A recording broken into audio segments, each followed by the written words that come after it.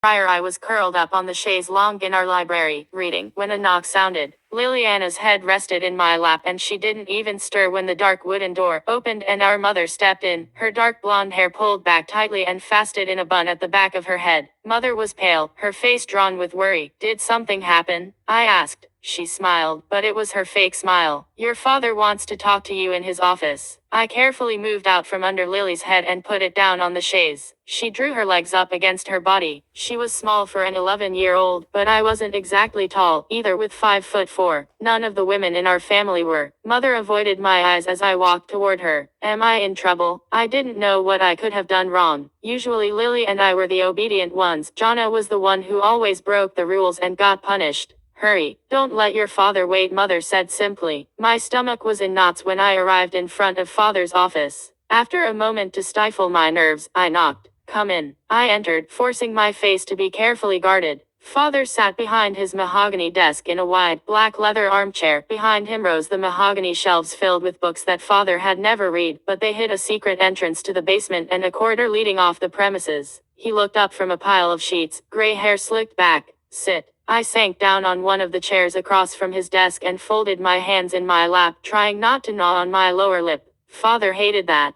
I waited for him to start talking. He had a strange expression on his face as he scrutinized me. The Bratva and the Triad are trying to claim our territories. They are getting bolder by the day. We're luckier than the Las Vegas familia who also has to deal with the Mexicans, but we can't ignore the threat the Russians and the Taiwanese pose any longer. Confusion filled me. Father never talked about business to us. Girls didn't need to know about the finer details of the mob business. I knew better than to interrupt him. We have to lay our feud with the New York familia to rest and combine forces if we want to fight back the Bratva and the Triad. Peace with the familia. Father and every other member of the Chicago outfit hated the familia. They had been killing each other for decades and only recently decided on ignoring each other in favor of killing off the members of other crime organizations, like the Bratva and the Triad. There is no stronger bond than blood. At least the familia got that right. I frowned. Born in blood. Sworn in blood. That's their motto. I nodded, but my confusion only grew. I met with Salvatore Vitiello yesterday. Father met with the Capo dei Capi, the head of the New York mob. A meeting between New York and Chicago hadn't taken place in a decade and the last time hadn't ended well. It was still referred to as the Bloody Thursday. And Father wasn't even the boss. He was only the consigliere, the advisor to Fiore Cavallaro who ruled over the outfit and with it the crime in the Midwest. We agreed that for peace to be an option we had to become family. Father's eyes bored into me and suddenly, I didn't want to hear what else he had to say. Cavallaro and I agreed that you would marry his oldest son Luca, the future Capo dei Capi of the familia. I felt like I was falling. Why me? Vitiello and Fiore have been talking on the phone several times in the last few weeks, and Vitiello wanted the most beautiful girl for his son. Of course, we couldn't give him the daughter of one of our soldiers. Fiore doesn't have daughters, so he said you were the most beautiful girl available. Jonna was just as beautiful, but she was younger. That probably saved her. There are so many beautiful girls. I choked. I couldn't breathe.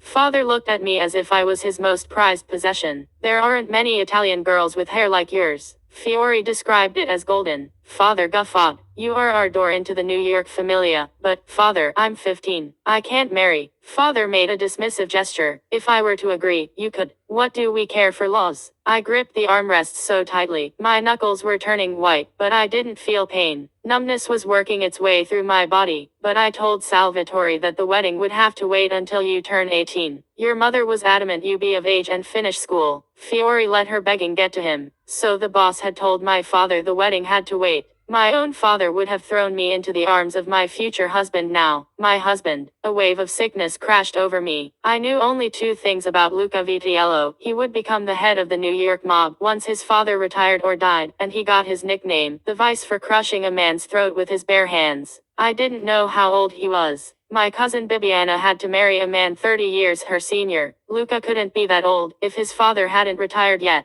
At least, that's what I hoped. Was he cruel? He had crushed a man's throat. He'll be the head of the New York mob. Father, I whispered. Please don't force me to marry that man. Father's expression tightened. You will marry Luca Vitiello. I shook hands on it with his father Salvatore. You will be a good wife to Luca, and when you meet him for the engagement celebrations, you'll act like an obedient lady. Engagement party? I echoed. My voice sounded distant, as if a veil of fog covered my ears. Of course. It's a good way to establish bonds between our families, and it'll give Luca the chance to see what he's getting out of the deal. We don't want to disappoint him. When I cleared my throat, but the lump remained. When is the engagement party? August. We haven't set a date yet. That was in 2 months. I nodded numbly. I loved reading romance novels, and whenever the couples in them married, I had imagined how my wedding would be. I had always imagined it would be filled with excitement and love. Empty dreams of a stupid girl. So I'm allowed to keep attending school? What did it even matter if I graduated? I would never go to college, never work. All I'd be allowed to do was to warm my husband's bed. My throat tightened further, and tears prickled in my eyes, but I willed them not to fall. Father hated it when we lost control. Yes. I told Vitiello that you attend an all-girls Catholic school, which seemed to please him. Of course, it did. Couldn't risk that I got anywhere near boys. Is that all? For now. I walked out of the office as if in trance. I had turned 15 4 months ago. My birthday had felt like a huge step toward my future, and I had been excited. Silly me. My life was already over before it even began. Everything was decided for me. Asterisk, asterisk, asterisk. I couldn't stop crying. Jonna stroked my hair as my head lay in her lap.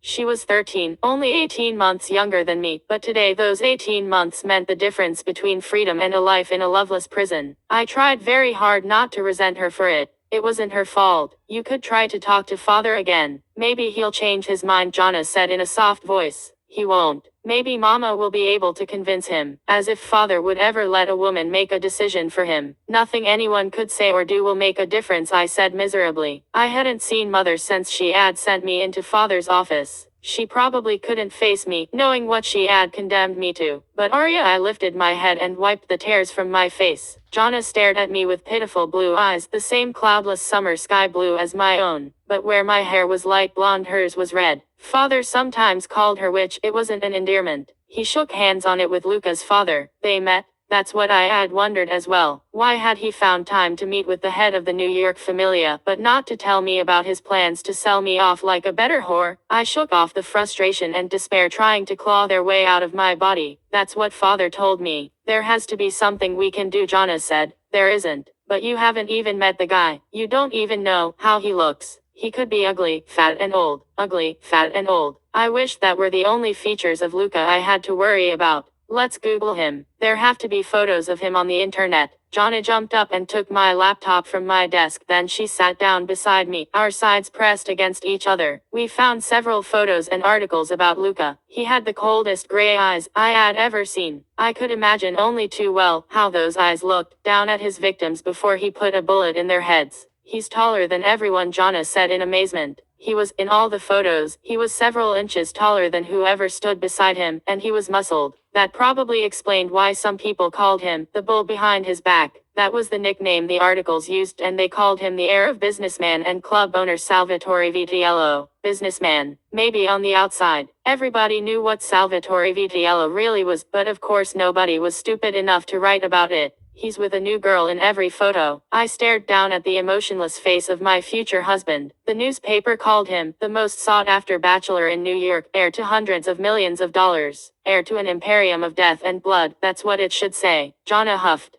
God, girls are throwing themselves at him. I suppose he's good looking. They can have him, I said bitterly. In our world, a handsome exterior often hid the monster within. The society girls saw his good looks and wealth. They thought the bad boy aura was a game. They fawned over his predator-like charisma because it radiated power, but what they didn't know was that blood and death lurked beneath the arrogant smile. I stood abruptly. I need to talk to Umberto. Umberto was almost 50 and my father's loyal soldier. He was also Jonna's and my bodyguard. He knew everything about everyone. Mother called him a scandalmonger, but if anyone knew more about Luca, it was Umberto. Asterisk, asterisk, asterisk. He became a made man at 11, Umberto said, sharpening his knife on a grinder as he did every day. The smell of tomato and oregano filled the kitchen, but it didn't give me a sense of comfort, as it usually did. At 11? I asked, trying to keep my voice even. Most people didn't become fully initiated members of the Mafia until they were 16. Because of his father? Umberto grinned, revealing a gold incisor, and paused in his movements. You think he got it easy because he's the boss's son? He killed his first man at 11, that's why it was decided to initiate him early. Jonna gasped. He's a monster. Umberto shrugged. He's what he needs to be. Ruling over New York, you can't be a pussy. He gave an apologetic smile. A wuss. What happened? I wasn't sure. I really wanted to know. If Luca had killed his first man at 11, then how many more had he killed in the 9 years since? Umberto shook his shaved head, and scratched the long scar that ran from his temple down to his chin. He was thin, and didn't look like much, but mother told me few were faster with a knife than him. I had never seen him fight. Can't say. I'm not that familiar with New York. I watched our cook as she prepared dinner, trying to focus on something that wasn't my churning stomach and my overwhelming fear. Umberto scanned my face. He's a good catch. He'll be the most powerful man on the East Coast soon enough. He'll protect you. And who will protect me from him? I hissed. Umberto didn't say anything because the answer was clear. Nobody could protect me from Luca after our wedding. Not Umberto, and not my father if he felt so inclined. Women in our world belong to their husband. They were his property to deal with however he pleased.